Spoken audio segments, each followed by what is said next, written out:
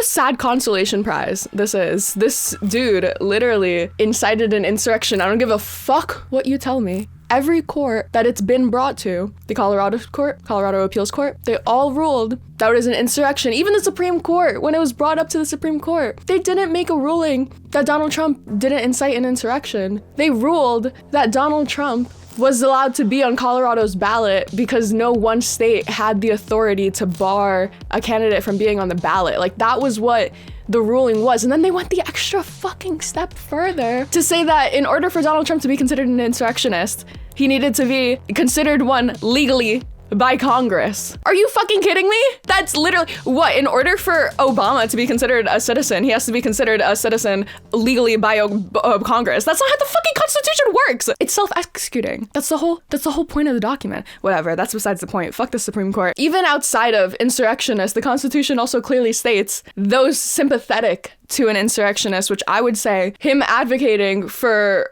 the J6 hostages, calling them hostages, number one, that's sympathizing. Him advocating for their pardon, that's also him advocating for their pardon, that's also him sympathizing them. We couldn't get him on that case because Merrick Garland took too long to appoint Jack Smith.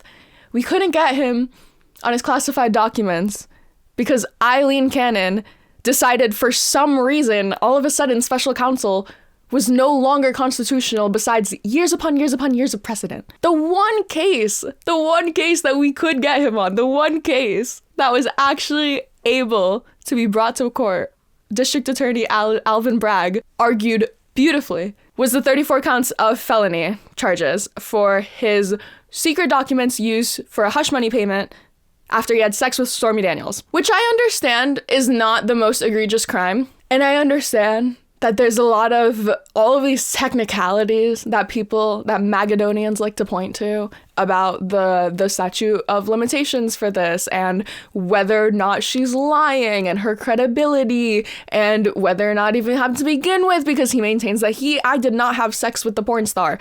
I understand all of that. And if this case were never to have been brought, I don't think that I would feel like there was this grave injustice that Donald Trump was not brought to court on his falsifying of the business records. I wouldn't be that hurt, but I am very hurt that this was the one case that we had in court. This was the one little chance. You know, with what's his name? Al Capone, right? How he wasn't caught for any of the murders that he did. They caught him on like tax evasion or something. And everyone knew that, like, yeah, he probably shouldn't be in jail for tax evasion. Like, maybe like just tax evasion on its own. That's the one thing that they had enough evidence to bring him on in court. And I kind of draw that parallel to this case. Like, this was the one thing that we did prove without a reasonable doubt in a timely manner, because I don't doubt that we would have gotten there with the January 6th case or with the classified documents case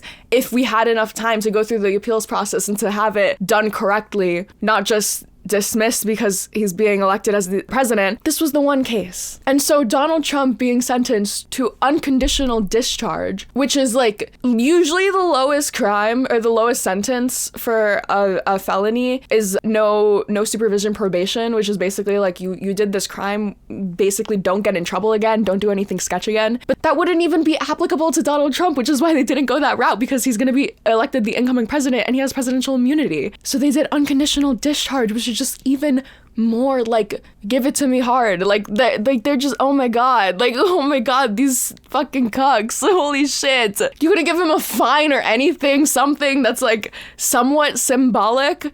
I don't know, maybe a $34 fine. That would have ate. And it would have been like, okay, what are you gonna get mad about, Donald Trump? That you have to pay $34? That you won't be able to get your Big Mac supersized this time when you go to McDonald's? Like, what? Like, I just hate unconditional discharge. And this is after Donald Trump filed a motion to stay in the Supreme Court after fucking sketchily begging Scamuel... That wasn't even on purpose. No, I'm gonna run with it. Scamuel Alito. What? They were on a phone... I'm supposed to believe that they were on a phone call, allegedly, just for Samuel Alito to give Donald Trump his recommendation for his law clerk to get a job in the administration. You're telling me that the Honorable Justice Alito and President-elect Donald J. Trump have nothing better to do than to just casually like hop on a call and talk. California's on fire, right? That's just like the first one off the top of my head. I feel like there's bigger things that the president-elect should be worrying about than, at the very best, doing a favor to a justice in the Supreme Court, which on its own is just sketchy. And the fact that that's the lie to cover up what's actually going on, which is he was begging Samuel Alito to accept this motion, which at the very bottom of like the 4-sentence motion, it said, Justice Alito, Justice Kavanaugh, Justice Thomas, and Justin Gorbachev all would have approved this motion. Yeah, we fucking know, obviously. I'm just so upset that, like, in a weird way, yes, I'm glad that he's officially a convicted felon now, but it's also like, this was the most like, are you happy? Like, yeah, he's a convicted felon. He's convicted of felonies for falsifying business documents. Like, you guys claimed that he was a dictator, authoritarian, fascist, that he was gonna cause the next world war, that he's gonna divide the country and cause a civil war, and he's gonna burn it all to the ground, and he's gonna abuse all of his executive power. Like, you guys were telling me all of these negative, bad things because he's this criminal and he got sentenced to literally nothing. Are you kidding me? Like, I just know that that's how people are gonna say it. Like, they don't understand.